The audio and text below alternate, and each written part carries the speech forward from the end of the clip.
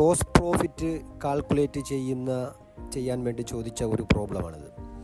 നമുക്ക് രണ്ട് രീതിയിൽ ഗ്രോസ് പ്രോഫിറ്റ് കാൽക്കുലേറ്റ് ചെയ്യാം. ഒന്ന്, ഇതുപോലെ അക്കൗണ്ട് വരച്ച് നമുക്ക് ഗ്രോസ് പ്രോഫിറ്റ് കാൽക്കുലേറ്റ് ചെയ്യാവുന്നതാണ്.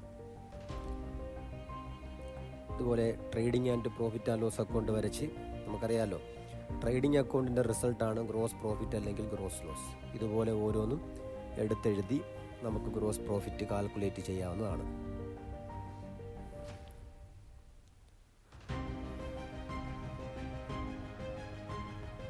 കണ്ടോ, ഈ രീതിയിൽ നമുക്ക് ഗ്രോസ് പ്രോഫിറ്റ് കാൽക്കുലേറ്റ് ചെയ്യാം. ഇതല്ലാന്നുണ്ടെങ്കിൽ മാത്തമാറ്റിക്കൽ രീതിയിൽ ആ ഇക്വേഷൻ ഉപയോഗിച്ചുകൊണ്ട് നമുക്ക് എന്ത് ചെയ്യാം, ഗ്രോസ് പ്രോഫിറ്റ് കാൽക്കുലേറ്റ് ചെയ്യാം. ഏതെങ്കിലും ഒരു രീതിയിൽ നമുക്ക് ആൻസർ ചെയ്യാവുന്നതാണ്. ഈ രീതിയിൽ നമുക്ക് മാത്തമാറ്റിക്കൽ ഇക്വേഷൻ ഉപയോഗിച്ചുകൊണ്ട് ഗ്രോസ് പ്രോഫിറ്റ് കാൽക്കുലേറ്റ് ചെയ്യാം.